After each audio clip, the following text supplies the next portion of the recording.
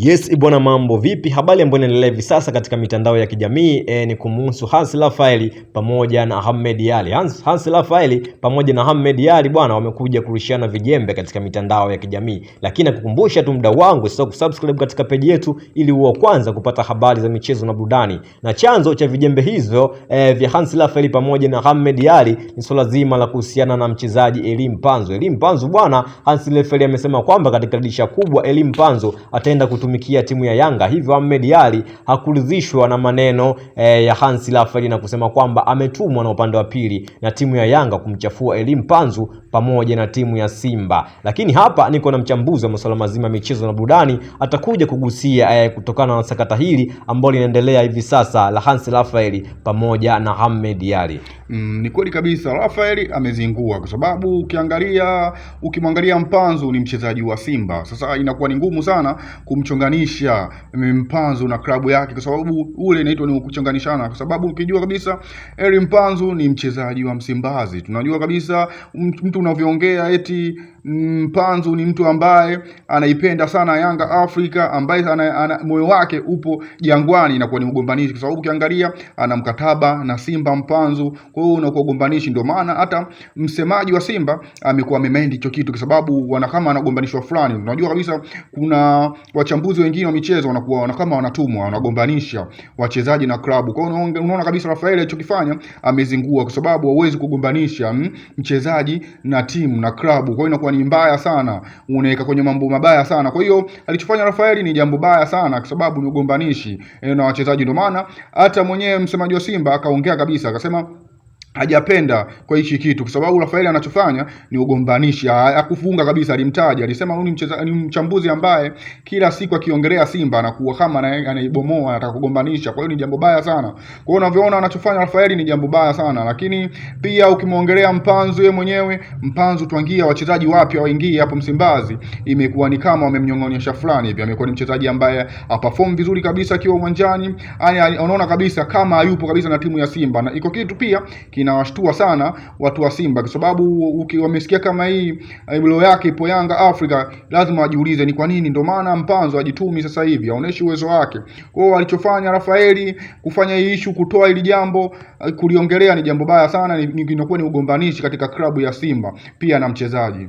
Lakini vile vile pia Ahmed Ally bwana amemjia juu sana bwana Hans Raphael na kusema kwamba asijihusishe na masuala ya timu ya Simba. Yaani asiwe anasema Simba vibaya, kama cha kuongea basi akae kimya, sio anasema timu ya Simba. Ni kitu kibaya kuchafua brandi kubwa kama ya Simba ambayo imejengwa kwa muda mrefu, brandi ambayo wameitengeneza kwa pesa nyingi. Hivyo hakupendezwa kabisa na swala zima la Hans Raphael kumsema mchezaji wao Elie Mpanzu. Lakini vile vile Ahmed Ally pia ashawahi kusikika akiwa anamsema Pacome Zouzoua kwamba amechoka kuchomwa mashindano kutokana na tetesi bwana hapo Jangwani zilikuwa zinasema kwamba wachezaji wa Yanga walikuwa wanatumia sindano na wanajiboost. Hivyo Ahmed Ally alisema pia kwamba Pacome Zouzoua amechoka kuchomwa sindano kama mgonjwa, yani kama mtu mwenye mimba. Hivyo Ahmed Ally bwana, hii ni maneno ambayo pia alikuwa anazua utata. Hivyo baada ya sakata lao linaloendelea hivi sasa,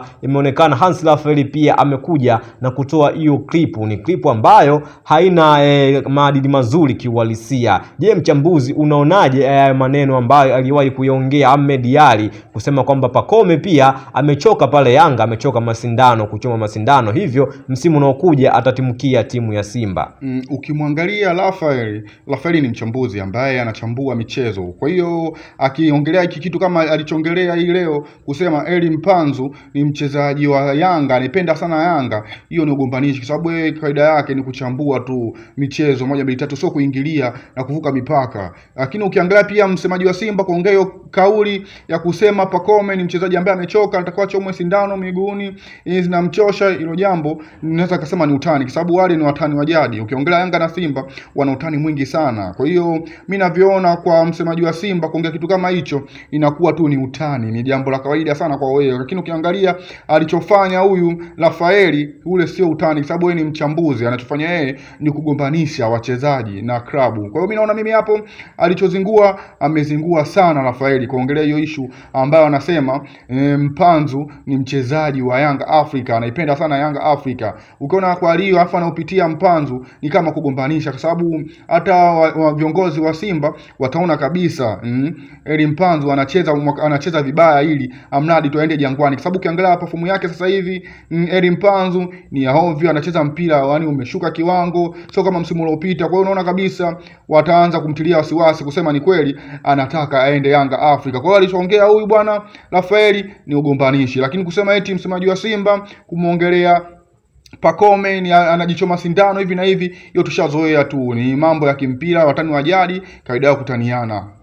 Lakini vile vile tunajua bwana Eli Mpanzu alifiwa na mtoto wake wiki kadhaa nyuma zilizopita. Huenda ndio jambo ambalo mpaka hivi sasa linafanya aonekane kama kiwango chake kimeshuka, au kuna namna nyingine Eli Mpanzu ameshuka kinamna moja ama nyingine. Wewe unaonaje, mchambuzi wangu? Ni kweli issue kama hiyo ya msiba, kufiwa na mtoto wako ni jambo ambalo linauma sana.